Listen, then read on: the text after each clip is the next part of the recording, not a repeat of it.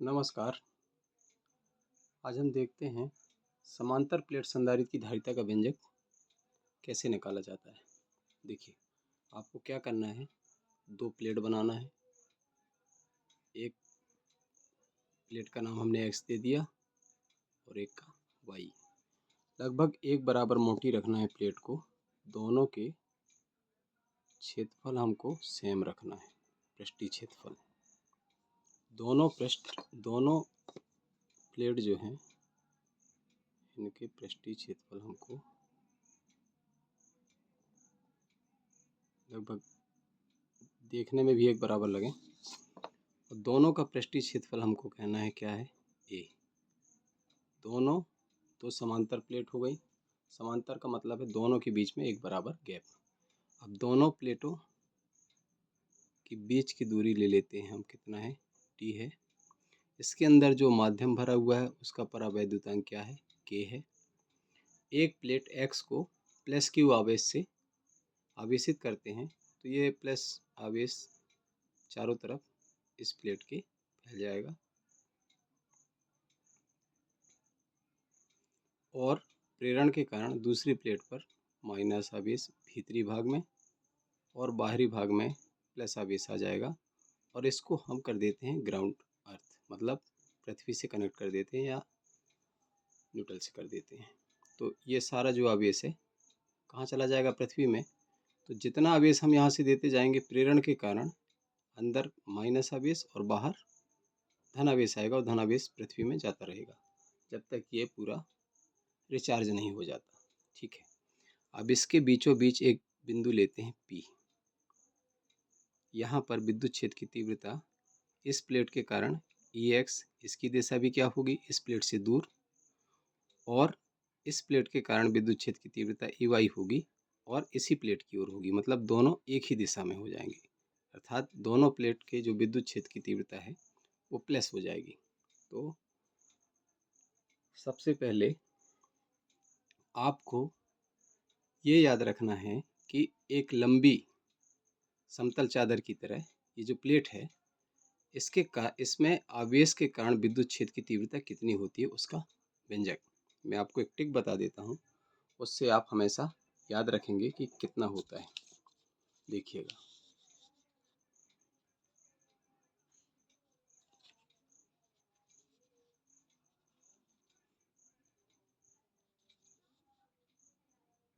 ई x plate के कारण विद्युत क्षेत्र की तीव्रता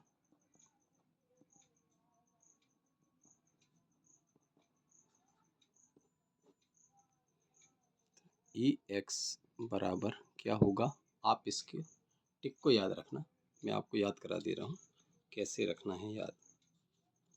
देखिए, आप क्या करिए, कितना चार्ज हम दे रहे हैं इस प्लेट को, क्यू, ठीक है, और प्लेट का क्षेत्रफल कितना है, ए, ये रख लिया।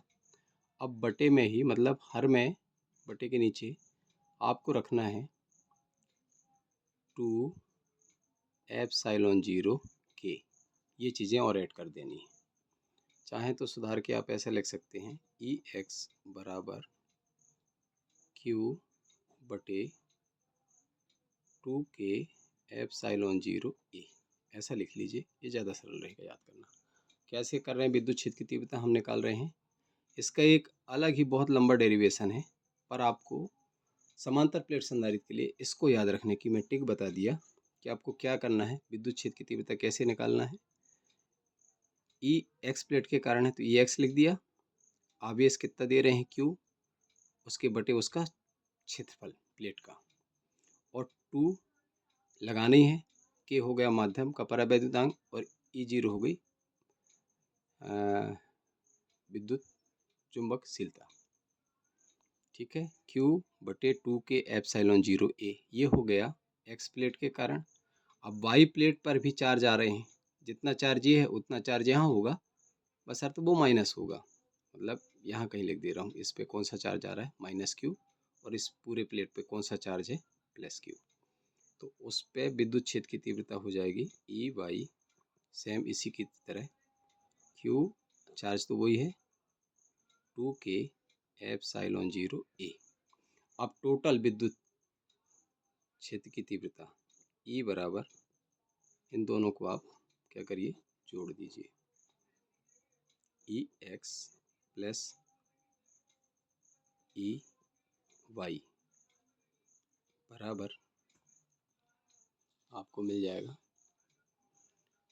ई एक्स की वैल्यू यहाँ से उठा के रखिए, सेम टू सेम तो हैं दोनों, 2K epsilon 0 A plus Q upon 2K epsilon 0 A, एक जैसे हैं, दो हो गए, 2Q बटे 2K एप्सिलॉन 0 ए। देखिए 2 और 2 कैंसिल हो गया, मतलब विद्युत क्षेत्र की तीव्रता हमको क्या मिली,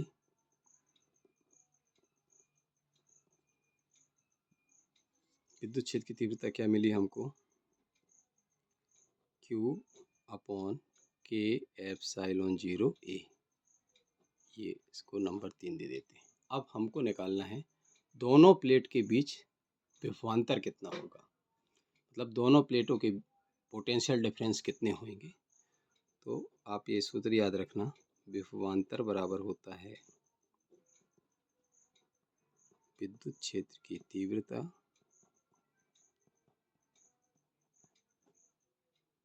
गुणित दोनों प्लेटों के बीच की दूरी।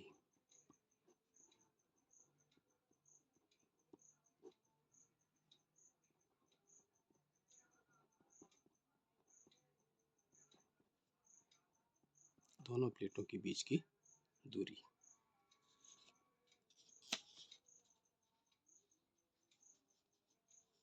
अब देखिए विभवांतर को किससे दर्शाते हैं, V से। V बराबर हो गया, विद्युत क्षेत्र की तीव्रता क्या है E, और दोनों प्लेट के बीच की दूरी कितनी है D।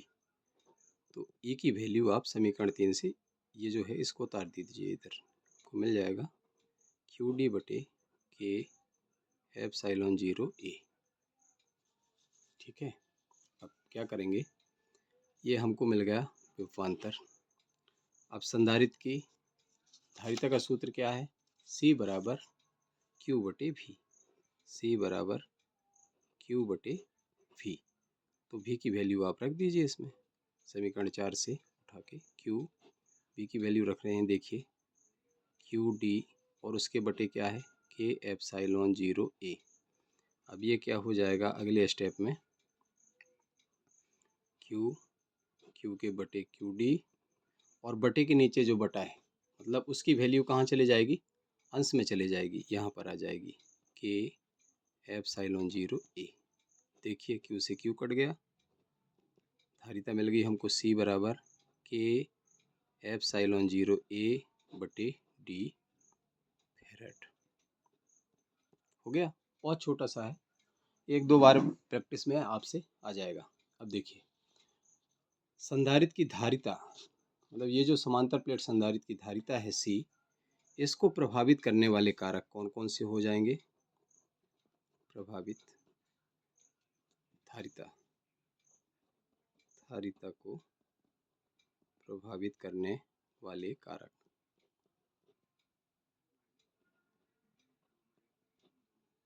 बिल्कुल सिंपल है, ये ऊपर जो फार्मूला है इसी को देखकर आपको एक्सप्लेन करना है। C is proportional to K, K है लिख दिया, मतलब अगर माध्यम का परावैद्युतांक हवा के अलावा, क्योंकि वायु का रहता है एक, वायु के अलावा मोम तेल अगर ये हैं तो कितना गुना बढ़ जाएगा धारिता, K गुना, K का मान बढ़ेगा तो संधारित्र की धारिता ही बढ़ जाएगी। दूसरा है C is proportional to A, plate का क्षेत्रफल समा धारिता का, प्लेट का आप क्षेत्रफल बढ़ाएंगे संधारित्र की धारिता बढ़ जाएगी, मतलब समांतर प्लेट संधारित्र की धारिता प्लेट के क्षेत्रफल पर समानुपाती होती है, यानी प्लेट का क्षेत्रफल बढ़ेगा तो धारिता का मान भी बढ़ जाएगा। तीसरा आ गया प्रोपोर्शनल टू 1/D, मतलब दोनों प्लेट के बीच की दूरी अगर आप बढ़ाते हैं तो धारिता घट जाएगी, व्युत्क्रम अनुपात है, ये बढ़ेगा तो ये घटेगा। तो आप क्या करिए, अगर समांतर प्लेट संधारित्र की धारिता हमको बढ़ाना है तो दोनों प्लेटों के बीच की दूरी कम होनी चाहिए। हो गया। ये 3 है जो समांतर प्लेट संधारित्र की धारिता यानी सी के मान को प्रभावित करते हैं। यानी सी को कैसे या धारिता को कैसे बढ़ाया जा सकता है और घटाया जा सकता है। धारिता बढ़ाने के लिए हमको प्लेट का क्षेत्रफल बढ़ाना चाहिए। माध्यम का परावैद्युतांक यानी के क्या होना चाहिए, हवा के अलावा, यानी तेल का रख दें बेटर हो जाएगा, ज़्यादा बढ़ जाएगा। ठीक, और दोनों प्लेटों के बीच की दूरी को कम रखनी चाहिए। ठीक है, ओके, गुड लक।